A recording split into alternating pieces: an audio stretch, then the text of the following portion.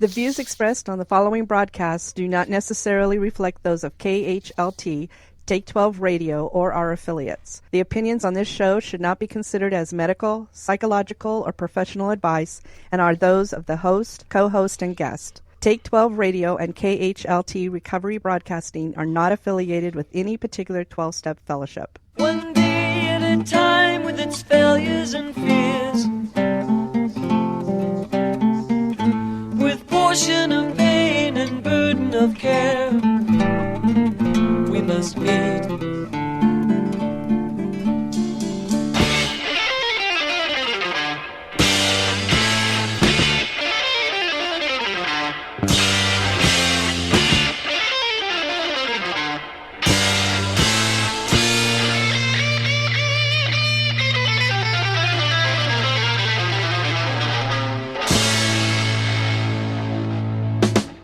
Welcome to Walking Through the Language of the Heart, a journey into the Grapevine writings of Alcoholics Anonymous co-founder Bill W. And now, here are your co-hosts, Chris S. and the Monty'man.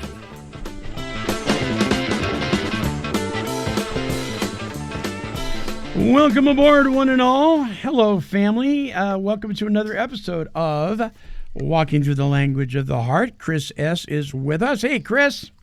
What's up, Monty? How are you doing? I'm doing chipper, man. We were talking off the air, listeners, just how crazy life can be, but that it is well with our soul, you know? And I think all is well. All is well. All is well. I mean, it really, when you apply and implement the spiritual disciplines in these steps, and you follow the directions, you cannot help but come out a winner on the other end. You just can't, regardless of what's going on around you. Right, Chris? Yes, that's absolutely true. What an amazing life. Well, we have a lengthy article this week, don't we?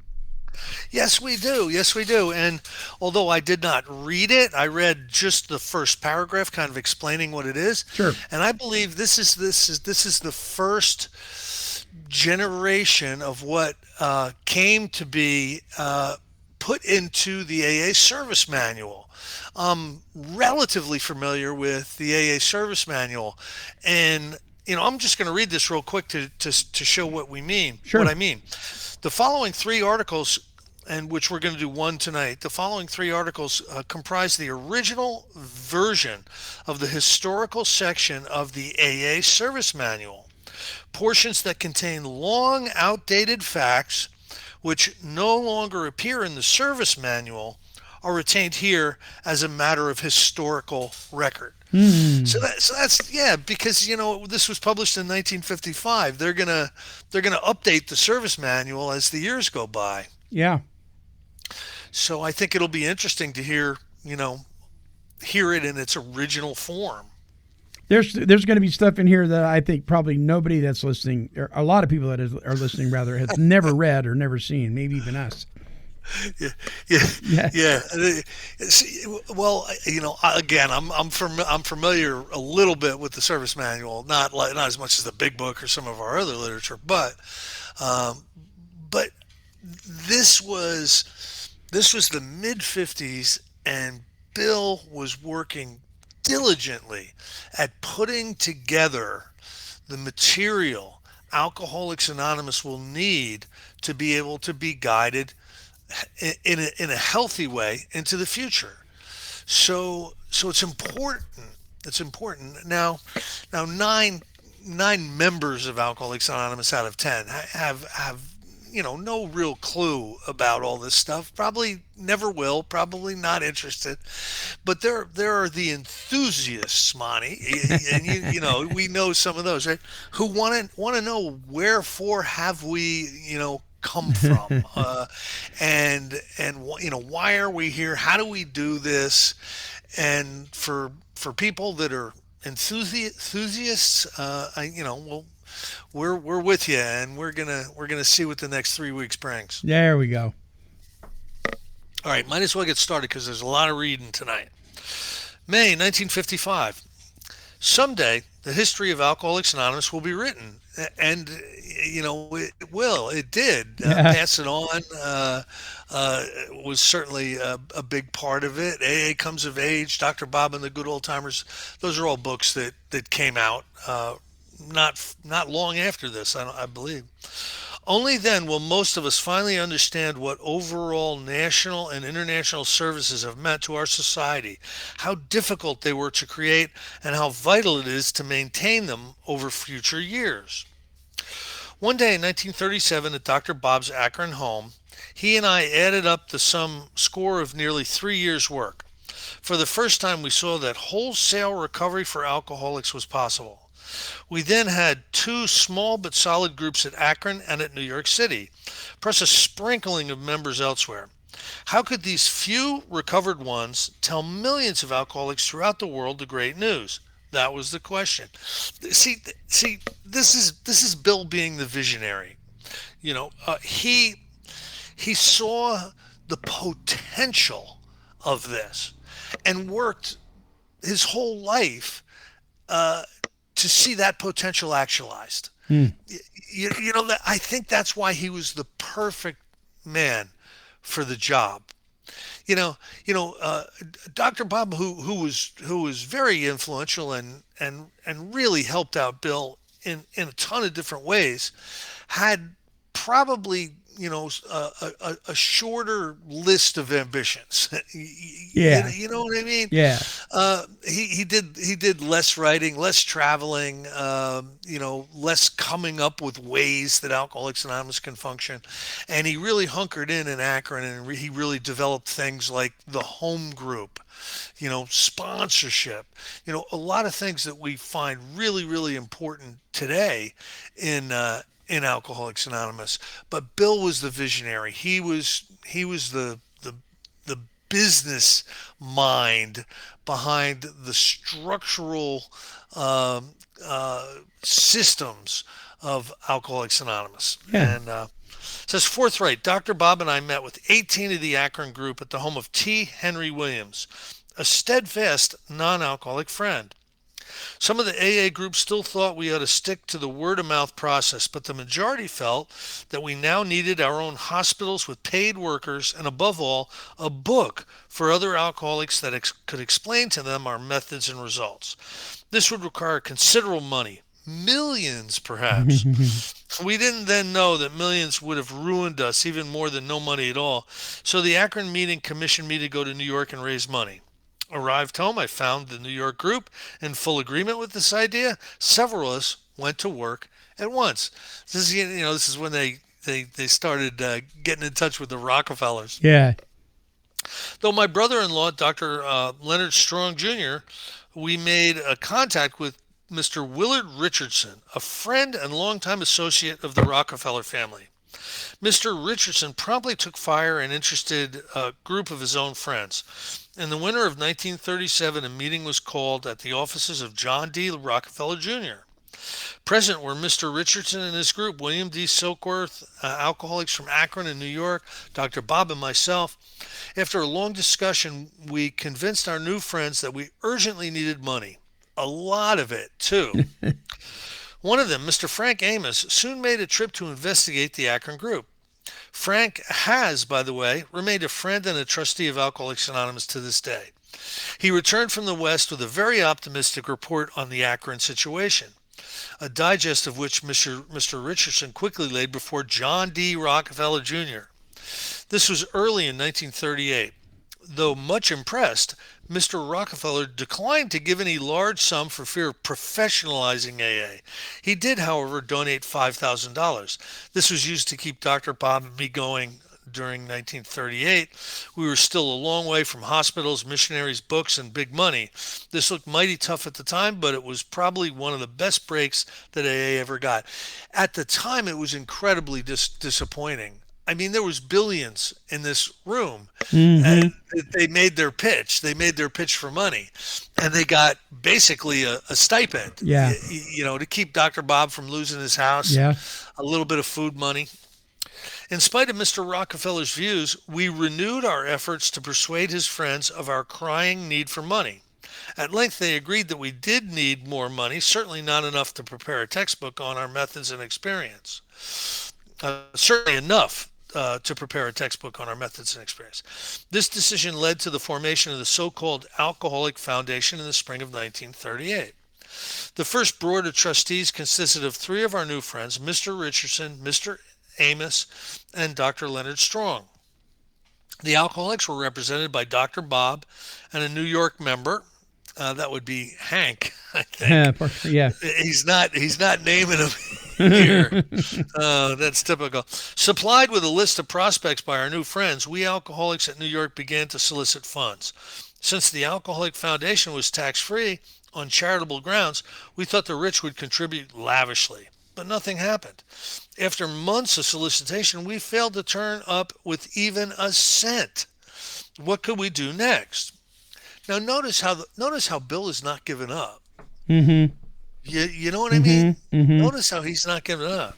In the late spring of 1938, I had drafted what are now the first two chapters of the book Alcoholics Anonymous.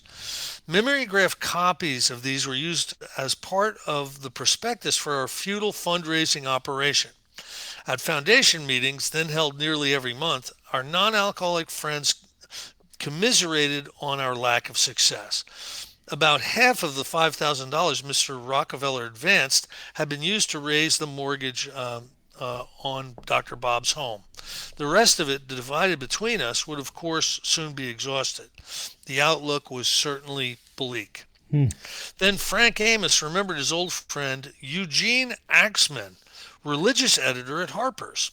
He sent me to Harper's, and I showed Mr. Axman two chapters of our proposed book. To my delight, Mr. Axman was impressed. He suggested that Harper's might advance me $1,500 in royalties to finish the job. Broke as we were then, that $1,500 looked like a pile of money. Nevertheless, our enthusiasm for this proposal quickly waned. With the book finished, we would be $1,500 in debt to Harper's. And if, as we hoped, AA then got a lot of publicity, how could we possibly hire help to answer the flood of inquiries? Maybe thousands. There was another problem too, a serious one. If our AA book became the basic tech for Alcoholics Anonymous, its ownership would be in other hands. It was evident that our society ought to own and publish its own literature. No publisher, however good, ought to own our best asset.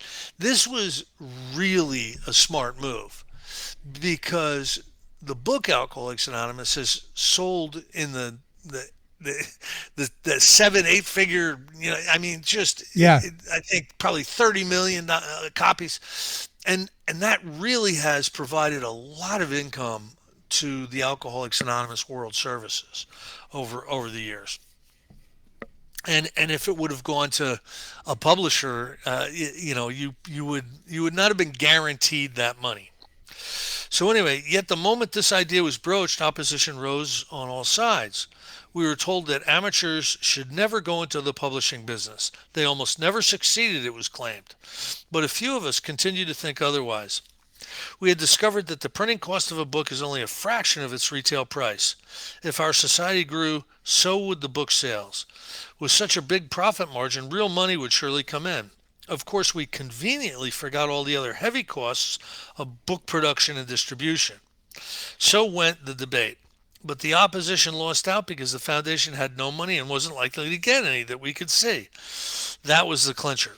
So two of us went ahead. A friend and I bought a pad of blank stock certificates and wrote on them, Works Publishing par value $25. My friend Hank P. and I then offered shares in the new book company to alcoholics and their friends in New York. They had just laughed at us. Who would buy stock, they said, in a book not yet written? Somehow these timid buyers had to be persuaded, so we went to the Reader's Digest and told the managing editor the story of our budding society and its proposed book. He liked the notion very much and promised in the spring of 1939, when we thought that the book would be ready, the Digest would print a piece about AA, of course mentioning the new book.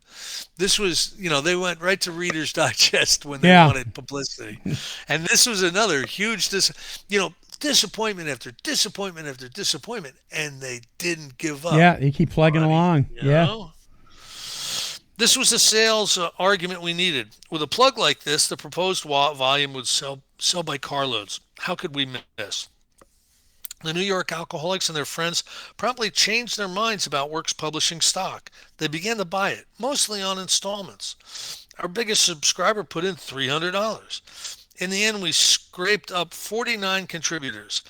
They came up with about $4,500 over the next 9 months. We also got a loan of $2,500 from Charles B. Towns, proprietor of the hospital I had often gone. This kept friend Hank, myself, and a secretary named Ruth going until the job was finished. And that's really uh, how it got written. Hank, Ruth, and Bill. Ruth typed away as I slowly dictated the chapters of the text for the new book. Fierce argument over these drafts and what ought to go into them featured New York and Akron group meetings for months on end. I had become much more of an umpire than I ever was an author. Meanwhile, the alcoholics at Akron, New York, and a couple at Cleveland began writing their personal stories, 28 in all. Out west, Dr. Bob was greatly helped in assembling the tales by a newspaperman member, and here in New York, Hank and I kept prodding the amateur writers on. So he's leaving a lot out here. I would recommend anyone read The Writing of the Big Book by William Shaberg. He goes into a lot more detail on, Bill is scratching the surface here. And there's some very, very interesting revelations that come out of that book. Anyway, when the book project neared completion, we visited the managing editor of the Digest and asked for the promised article. He gave us a blank look, scarcely remembering who we were. Then the blow fell. He told how months before he had put our proposition to the Digest editorial board and how it had been turned down flat. With profuse apologies, he admitted he'd plumb forgot to let us know anything about it. This Wow. was a crusher. So they're finishing the book madly because it's going to get put in the Reader's Digest. And Yeah. little do they know, It's Reader's not Digest didn't want anything to do with it. Meanwhile, we had optimistically ordered 5,000 copies of the new book, largely on a shoestring. The printer had relied on the Reader's Digest too. Soon there would be 5,000 books in his warehouse and no customers. The book finally appeared in April 1939. We got the New York Times to do a review. Dr. Harry Emerson Fosdick supplied us with another really good one, but nothing happened. The book simply didn't sell. We were in debt up to our ears. The sheriff appeared at the Newark office where we had been working, and the landlord sold the house where Lois and I lived. She and I were dumped into the streets and then onto the charity of AA Friends. We thought the printer, the Cornwall Press, might take over the book. But Edward Blackwell, the president, would have none of that. He continued to have faith in us, quite inexplicably. But certain of the alcoholic stock subscribers didn't share this faith. Sometimes they used strong words not in the least complimentary. Such was the sorry state of our publishing venture. More disappointment. How we got through the summer of 1939, I'll never quite know. Hank had to get a job. The faithful Ruth accepted shares in the defunct book company as pay. One AA friend supplied us with his summer camp, another with a car. We canvassed magazine publishers in a strenuous effort to get something printed about our society and its new book. The first break came in September 1939. Liberty magazine, then headed by our great friend-to-be, Fulton Ausler, carried a piece called Alcoholics and God. And if you can get a hold of an original copy of this Liberty magazine, it's worth a lot of money. Written by one Morris Markey, there was an instant response. About 800 letters from alcoholics and their families poured in. Ruth wrote every one of them enclosing a leaflet about the new book, Alcoholics Anonymous. Slowly, the book began to sell. Then the Cleveland Plain Dealer ran a series of pieces about Alcoholics Anonymous. At once, the Cleveland groups mushroomed from a score into many hundreds of members. More books sold. Thus, we inched and squeezed our way through that perilous year. We hadn't heard a thing from Mr. Rockefeller since early 1938, but in February 1940, he put in a dramatic appearance. His friend, Mr. Richardson, came to a trustee meeting smiling broadly. Mr. Rockefeller, he said, wanted to give Alcoholics Anonymous a dinner. The invitation list showed an imposing collection of notables.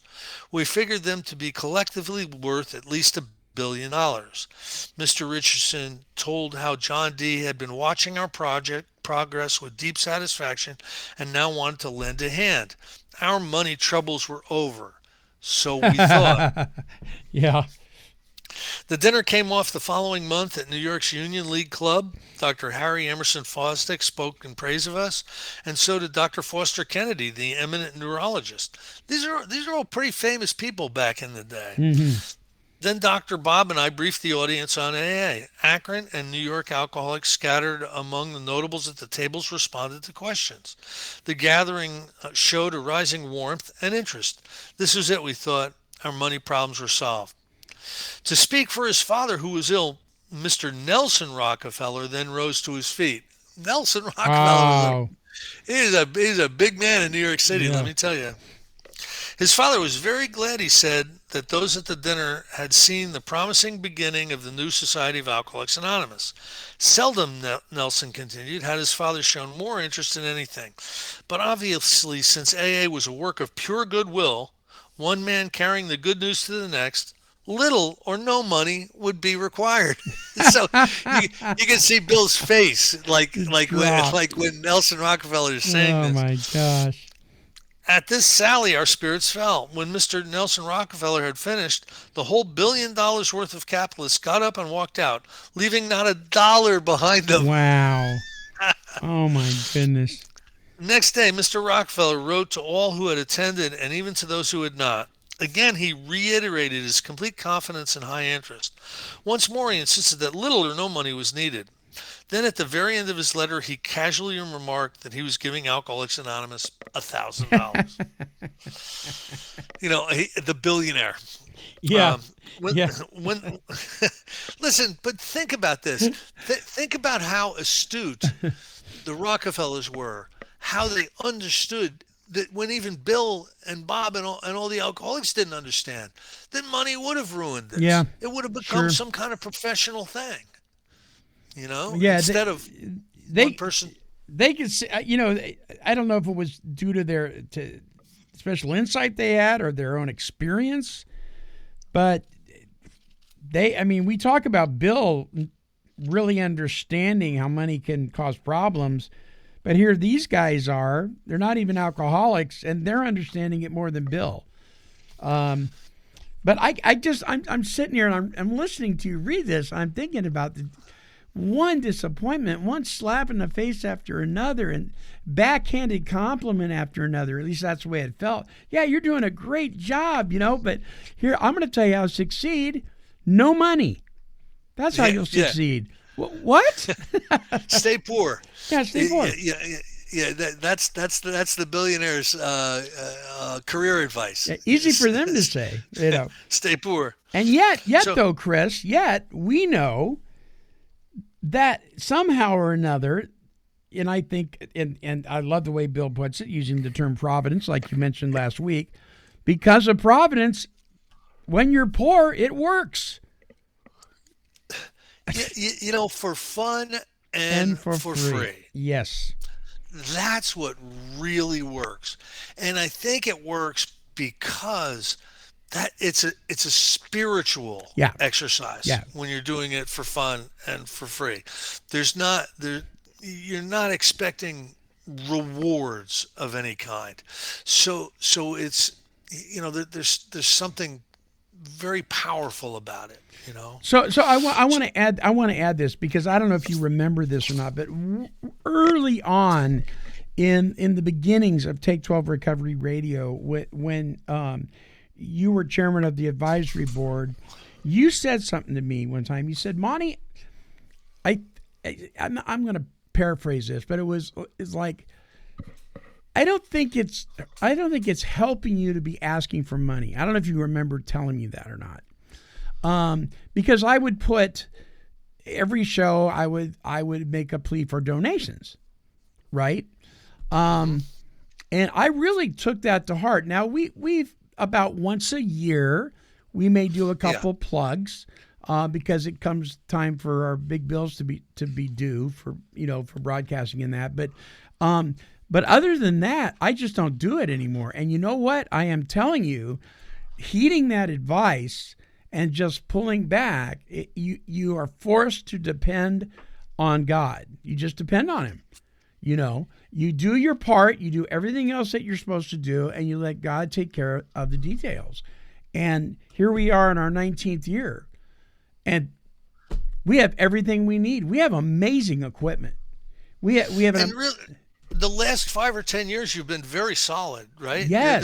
There hasn't been any like crises Nope. that were going to close you down. You've been solid. Yep, absolutely.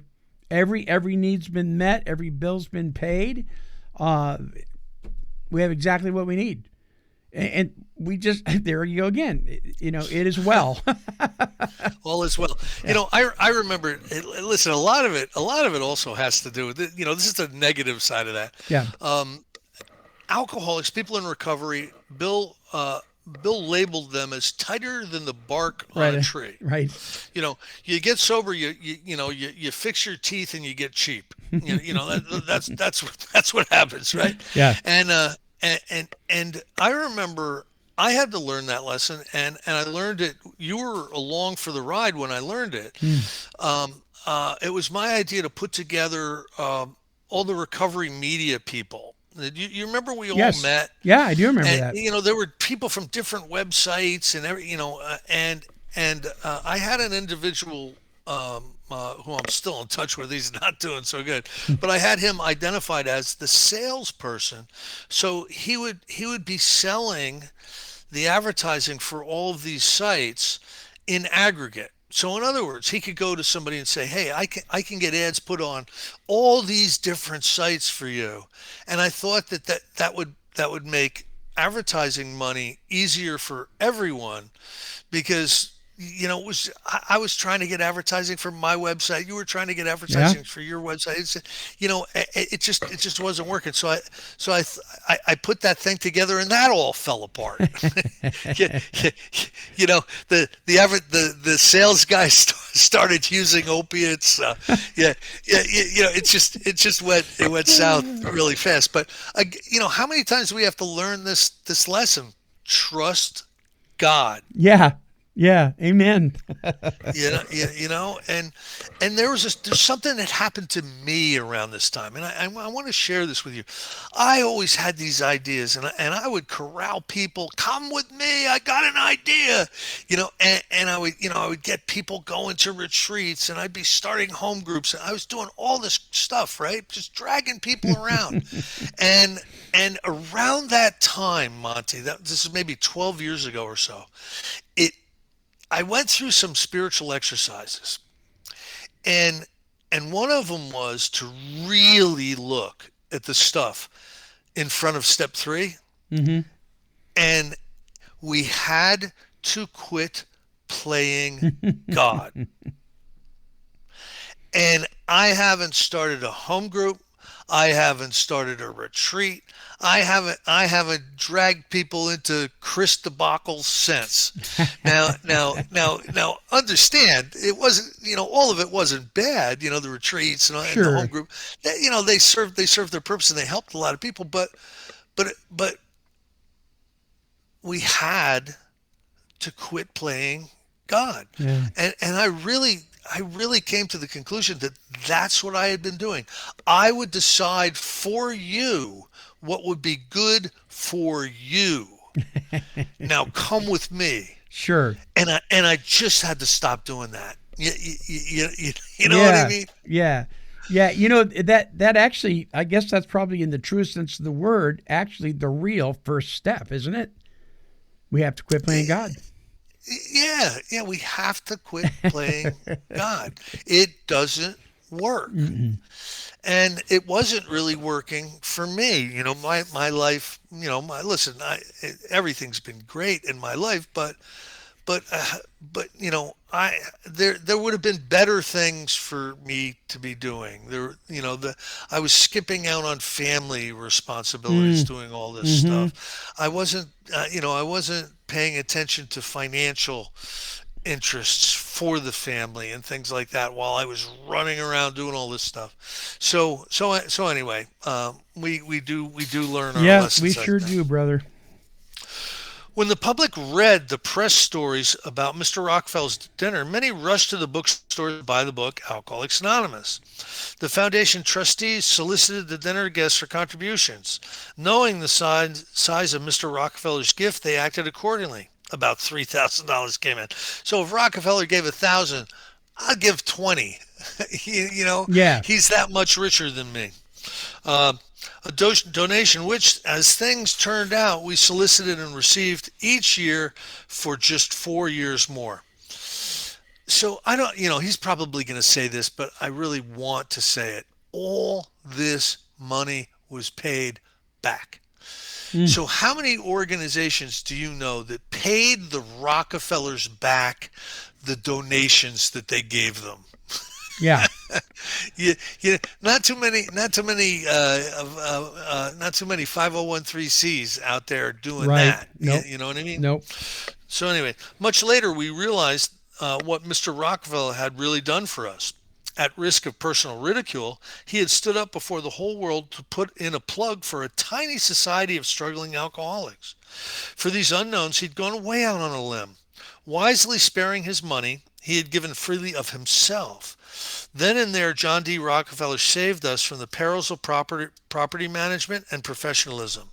He couldn't have done more. So Mm, this is Bill looking back in retrospect. yeah. As a result, AA's 1940 membership jumped sharply to about 2,000 at the year's end. So it went from like 100 to 2,000 in 1 year. Dr. Bob and I each began to receive $30 a week out of the dinner contributions. This eased us greatly. Lois and I went to live in a tiny room at AA's number one clubhouse, 334 and a half West 24th Street in New York. Best of all, the increased book sales had made a national headquarters possible. We moved from 75 William Street, Newark, New Jersey, where the AA book had been written, to 30 Vesey Street, just north of the Wall Street district of New York. We took a modest two-room office right opposite the downtown Church Street Annex Post Office, where the famous Box 658 was ready and waiting to receive the thousands of frantic inquiries that would presently come into it. At this point, Ruth Hawk became AA's first national secretary, and I turned into a sort of headquarters handyman. A little bit more than that. He was he really was the visionary and the guiding force, and he was on top of everything. Mm, Through the whole of 1940, book sales were the sole support of the struggling New York office. Every cent of those earnings went to pay for AA work done there. All requests for help were answered with warm personal letters. When alcoholics or their families showed continued interest, we kept on writing. Aided by such letters and the book Alcoholics Anonymous, new AA groups began to take form. More importantly, we had lists of prospects in many cities and towns in the United States and Canada. We turned these lists over to AA's traveling businessmen, members of already established groups. With these traveling couriers, we corresponded constantly, and they started still more groups. For the further benefit of these travelers, we put out a group directory. Then came an unexpected activity. Because the newborn group saw only a little of their traveling sponsors, they turned to the New York office for help with their innumerable troubles. By mail, we retailed the experience of the older centers onto them. A little later, as we shall see, this became a major activity. Meanwhile, some of the stockholders of the book company, Works Publishing, began to get restive. All the book profits, they complained, were going for AA work in the office. When, if ever, were they going to get their money back? We had to find a way, too, of paying Mr. Towns his $2,500. We also saw that the book Alcoholics Anonymous should now become the property of AA as a whole. At the moment, it was owned one-third by the 49 subscribers, one-third by my friend Hank, and the remainder by me. As a first step, we had the book company Works Publishing audited and legally incorporated. Hank and I donated our shares in it to the Alcoholic Foundation. This was the stock that we had taken for services rendered. He is really painting a very nice picture here. There was you know, when you look at what was actually happening, he's coding it a little bit here. Uh, the 49 other subscribers had put in real money. They and Mr. Towns would have to be paid cash. But where on earth could we get the money? The help we needed turned out up in the person of Mr. Leroy Chipman, also a friend and associate of John D. Rockefeller. He had recently been made a trustee of the foundation. He persuaded Mr. Rockefeller, two of his sons, and some of the dinner guests to loan the foundation $8,000. This promptly paid off Charlie Towns, settled some incidental debts, and fully reimbursed our 49 original subscribers at par. They then turned their shares into the foundation. 2 years later, the book Alcoholics Anonymous had done so well that we were able to pay off this whole loan. Impressed with this considerable show of financial responsibility, Mr. Rockefeller, his sons, and some of the 1940 dinner guests gave half the money they'd lent us back to the foundation. Ah, Wow. yeah. These were the transactions that put the book Alcoholics Anonymous in trust for our whole society. Through its foundation, AA now owned its basic textbook, subject only to royalties payable to Dr. Bob and me. Since the book income was still the sole support of our headquarters, the trustees quite naturally assumed the management of the AA office at Versey Street. AA's structure of world service had even then commenced to take on form and substance. The spring of 1941 brought us a 10 strike. The Saturday Evening Post decided to do a piece about Alcoholics Anonymous. It assigns its star writer Jack Alexander to the job. Having just done an article on the Jersey Rackets, Jack approached us somewhat tongue-in-cheek, but he soon became an AA convert, even though he wasn't an alcoholic. Working early and late, he spent a whole month with us, Dr. Bob and I and the elders of the early groups at Akron, New York, Cleveland, Philadelphia, and Chicago, spent uncounted hours with him. When he could feel AA in the very marrow of his bones, he proceeded to write the piece that rocked drunks and their families all over the nation. It was the lead story in the Post, March 1st, 1941. And this really was the big publicity that Alcoholics Anonymous received.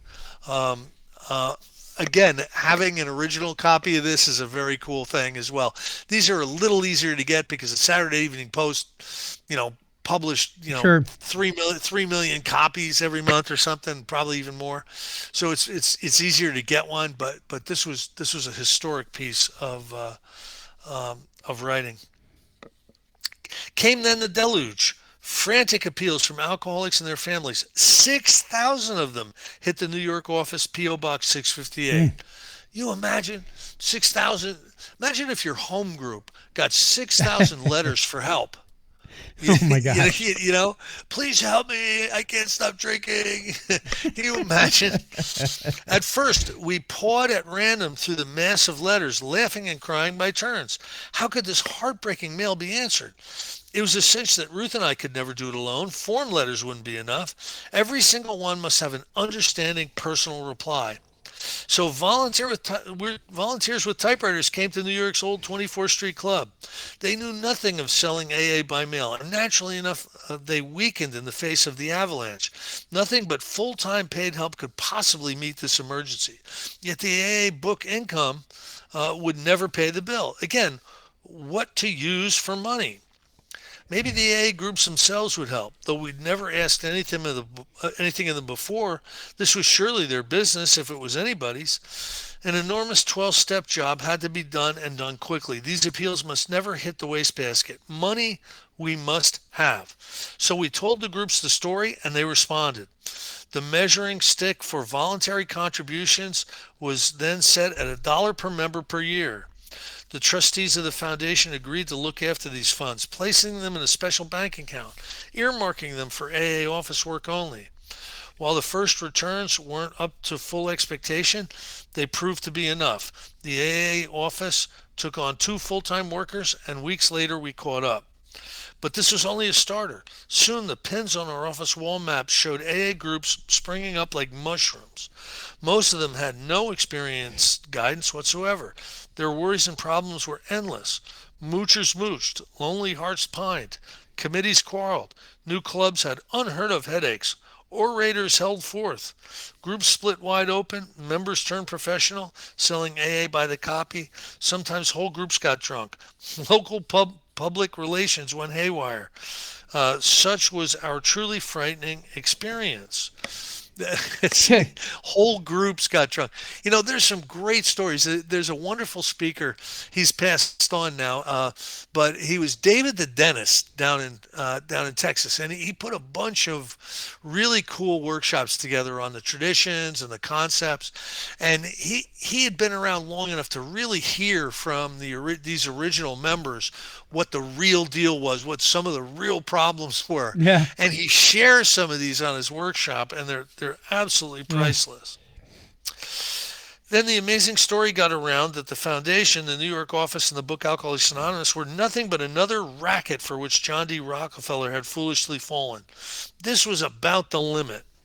We had thought we'd proved that AA could sober up alcoholics, but we were certainly a long way from proving that alcoholics could work together or even stay sober under these new and fantastic conditions. What had happened was Hank got drunk. Hank went out to Akron, went out to Cleveland, talked a bunch of crud, and some people really, really came at Bill hard. Accusing him of financial improprieties and everything. It was an absolute mess. And again, the way he writes, he's not gonna name names. He's not gonna accuse people. He's trying to stay above all that. Do you think that, Trish? Do you think that when this thing happened with Hank that was kind of the launching pad of all the criticism towards Bill from then till now? Yeah, that's a really good question. I think there were people in Akron that really supported everything, about Alcoholics Anonymous, but there were also some people who, had questions about, what is Bill doing now? He's doing what? Yeah. He's writing a book. He's putting a foundation together. Then they had questions. So I think there's always been, a little bit of turbulence between Ohio and New York. It continued. Yes. It continues to this day. It doesn't blow over into anything that is really harmful to Alcoholics Anonymous today, but there's still people who have differences of perspective. But that's a good question. I'm sure that the thing with Hank, was a tipping point. Bill actually had to, he's talking about audited. He had Alcoholics Anonymous audited. Right. That was because of this. He wanted a licensed auditor to put a report together showing that he was not embezzling money from this thing. Right, what I mean? Right. So anyway, how could AA stay whole, and how could it ever function? Those were the anxious questions of our adolescence. It was to take another 10 years of experience to provide the sure answers that we have today. And that was about 8 pages. We normally don't do that much, Monty. Yeah, that's a big one. Now, and I failed to tell you this before we started the show. Next week, I'm actually going to be gone next week. I've got a thing to speak at, and so part 2 of how AA World Services grew will be the following Friday broadcasting. Okay. Is that going to be okay for you? Of course. I'm also traveling. I'm in Toronto this weekend. I'm leaving first thing in the morning, and I'm in Painted Post, upstate New York, the weekend after, doing a retreat. So it works for me. Oh, okay, good, perfect. So this is a great opportunity, listeners, for you to catch up if you're behind on any of these, or if you haven't started and this is the first time you've listened. You can do that. Listen to the closing remarks at the end of the show, so you know how to actually access each and every one of these. Actually, 41 of them now, and we're really having a good time with this thing. So I'm holding this book in my hand, and I remember when we were on the first article, and I thought, "Wow, this is a lot of stuff." And now we're like almost halfway through. So And we may finish up at around 70 shows or so because these articles are getting longer. They're longer. So yeah. So we're on page 150 of 400 pages. But again, some of these articles, they get longer. Yeah. So yeah. I think we're probably halfway through our run. So if you're at all interested in more than just bad coffee, tune into this broadcast. I think you'll get a kick out of it like Chris and I both do. Chris, thank you once again, my friend. You're welcome, Monty. It's always a pleasure. All righty. All right, my friends, until our next broadcast, this is the Monty'man along with Chris S., and we are wishing God's perfect serenity for you. Bye-bye now.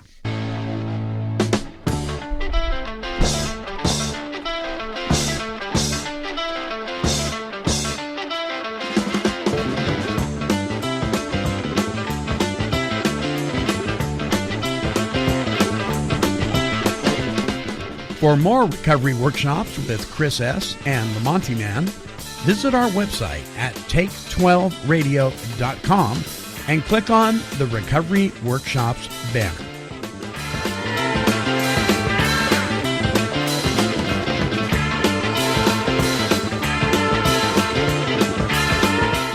This has been a broadcast of Take 12 Recovery Radio and KHLT Recovery Broadcasting.